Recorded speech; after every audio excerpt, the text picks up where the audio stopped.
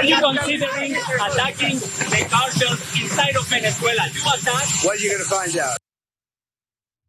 The Trump administration is gearing up to go to war with Venezuela. And I'm not just talking about blowing up random fishing boats in the Caribbean. Apparently, there are plans to attack Venezuela on their soil, and the buildup of military assets would make that very clear. Now, why is this happening? Well, Secretary of State Marco Rubio has reportedly been extremely influential in pushing for militaristic policies against Venezuela, and in fact hopes to weaken Venezuela, which Rubio believes would be beneficial to what his agenda is, which is weakening Cuba. So Cuban-American Secretary of State Marco Rubio is obsessed with dealing with this grudge he has over the Cuban Revolution toward communism, and is going to drag the American people into a ridiculous war with Venezuela as a result. But there are other factors at play here, other financial interests at play, if you will, which I'll get to in just a minute. But Cenk, initial thoughts on this? Yeah, why are we going to war against Venezuela? Well, good news, I have the answer. A little bit later in the story, they accidentally tell you.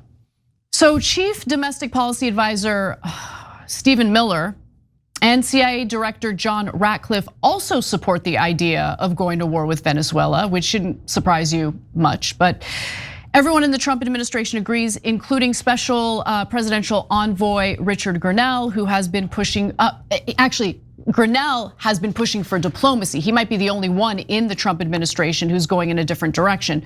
So Grenell has tried to fashion a deal that would avoid a larger conflict and give American companies access to Venezuelan oil. There it is, ding, ding, ding, ding, ding. No, they're just saying it, guys. Isn't that amazing? Like, what war are we negotiating over with Venezuela? There is no war. We're trying to start a conflict in a war, and then you say, hey, it looks like you're doing it for the oil companies, and then you go, yeah, we are. Yep. That's amazing. The American people, we don't care about you. Oh, we said we're anti-war? Don't care, we were lying. We'll just start this random war. Well, who are you starting it for? The oil companies. Well, it's a new day in America, at least they're saying it. I guess they think they're so powerful that you're, the fact that you don't agree, the Republican voters don't agree, Democratic voters don't agree, is totally irrelevant. No, they've already been bought by the oil companies. So obviously Chevron has quite a bit of interest in the oil reserves that Venezuela currently has, and Venezuela has the largest oil reserves of any other country in the world. And while oil might be the goal here, I think that it would be a mistake to just assume that invading Venezuela and going to war in order to get rid of their current president and take control of their oil, it's not gonna be as easy as people think. In fact, look, I'm just an idiot. I've never dealt with foreign policy on a higher level. I've never worked for government. I've never worked on foreign policy. So why don't we actually hear from someone who knows a thing or two about foreign policy, wars, and what is likely to happen, and that's Colonel Doug McGregor, someone who holds politics that I overall disagree with, but he seems to know what he's talking about here. I see no evidence for any clear-cut outcome other than something bad. That's the problem. And the problem comes about what happens if it doesn't work. And my experience is that people don't really have a good fallback position. What do you do? Do you put you do one of two things with Venezuela. If it doesn't work and you look stupid, you can go home and sort of call it a day and say, I made a mistake. We shouldn't have done this. I don't see much evidence that we're prepared to do that. No, I don't either. I think you would probably have someone that says, well, what's the Marine Corps doing this week? Let's send it, because that's what you would need. And you're only talking about Caracas. I mean, you could seize Caracas with a Marine Expeditionary Force, most of it, but it's huge. And now you want to hold on to it? And what kind of guerrilla warfare are you prepared to fight through the barrios? What about the rest of the place? What if they decide to blow up the oil wells? What do you do with that? We've seen that happen before. Yeah, of course. So I just don't think we've thought that through. So I'm not entirely sure, but I think the reference to the oil wells being blown up has to do with the the Kuwaiti oil fires that happened during the Gulf War. Yep. So this was January and February of 1991, and at that point, the Iraqi forces at that point had set fire to 605 to 731 oil fields, or oil wells, I should say,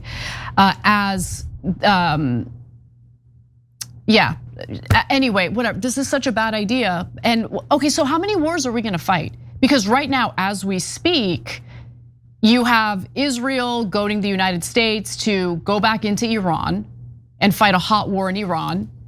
And Trump is, Cenk is, in my opinion, a little too generous to Trump in his willingness to push back against the Israelis.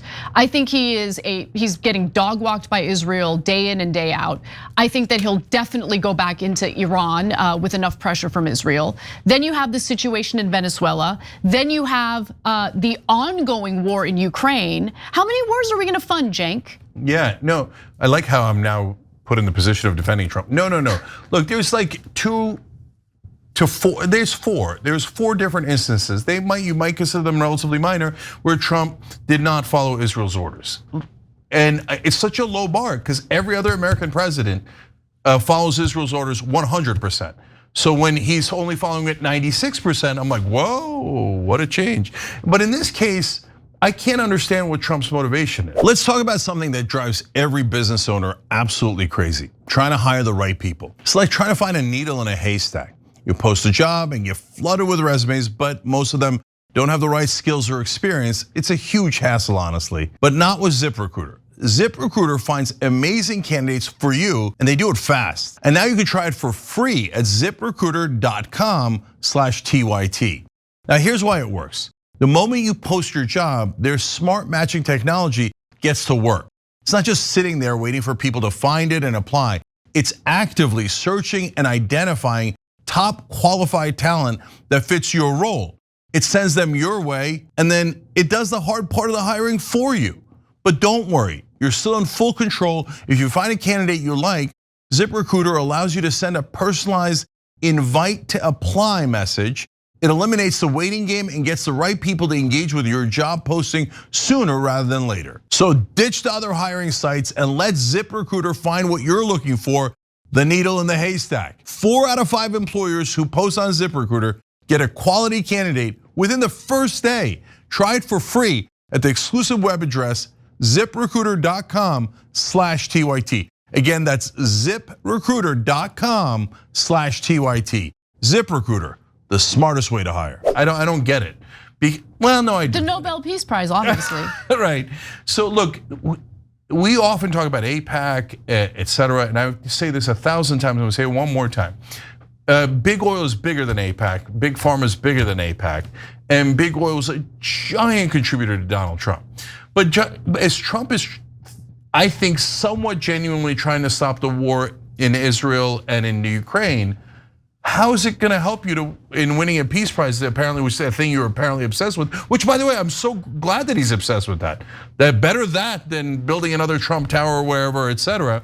But how is it gonna help you to start a war with Venezuela for a bunch of oil companies? I recall Trump having a big fundraising meeting ahead of the 2024 presidential election with oil company executives, where he made lots of big promises in return for quite a bit of campaign cash.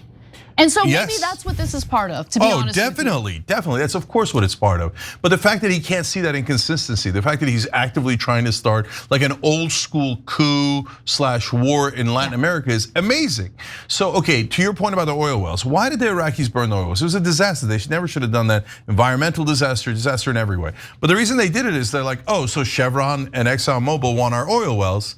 So, okay, haha, you win. But we're gonna burn them, so then you're gonna not get what you thought. That's right. So as the US-led coalition was advancing, that's when the Iraqis were like, we're gonna burn the oil wells. Yeah, and to be very clear about it, it wasn't their oil wells. Remember, they had invaded Kuwait, which was wrong, and we were driving them out, which wasn't such a bad thing.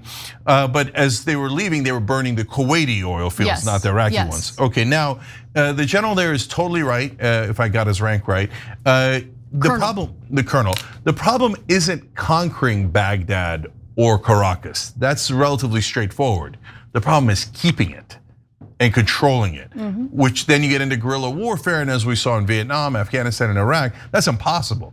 So what are we doing here? Like, we haven't learned that lesson after 1,000,000 times of trying this over and over again? The US government has learned no lessons when it comes to our failed foreign policy at all. Look at what we did to Syria. Yeah. We are now friends with a former Al-Qaeda leader. But there will be no blowback from that, I'm sure, right? Just like when we funded the Taliban to attack the Soviet Union, oops. Anyways, last two war references here. In Iraq, there was not just one factor, there was a confluence of factors. Yes, Israel wanted to push us into that war. Netanyahu was part of the neocons. That was Israel's #1 enemy. But the defense contractors were gonna make a killing, literally, and so they loved it too. And then the oil companies knew that instability, twofer in that case. Once the instability begins, oil prices shoot up, they make an unbelievable amount of money. Plus, then they get contracts with their new Iraqi government once we've got them subdued, right? So we wasted all that money in Iraq and all those lives in Iraq for those three lobbies, right? And now, last one's Libya. And by the way, I was wrong on Libya and I feel terrible about it. And so, if you care about the world and you're open-minded, every once in a while you see, oh, I made a mistake there, now I'm gonna correct that mistake. So in Libya, I thought Muammar Gaddafi's a terrible dictator and there's some logic in it, etc. It turns out, of course, that it had nothing to do with it. Once the war started, conveniently, and this was amazing, every country that had an oil contract with the current government of Libya at the time, Gaddafi's government, said we should not go to war. And every country that did not have an oil contract with Libya but wanted one, aggressively pushed for the war. And then after Gaddafi was deposed, you're not gonna believe which governments got the oil contracts. The ones that wanted the war. Huh, that is so strange. Yet, by the way, American media is still like, what? I don't get it. I bet they're doing it for the American people. Anyway, the Pentagon has built up a force of more than 6,500 troops in the region. No, they're prepping for war. This is crazy. It's absolutely crazy. And don't forget, during Trump's first term, there were multiple attempts to essentially install a puppet government and oust Nicolás Maduro. Remember, Juan Guaido was the guy that they were trying to install. It didn't work. And now, Trump is willing to essentially use our military, use our resources to start up a hot war on Venezuelan soil. And it's just an incredibly stupid idea. And so we'll see how this develops. It's not looking good.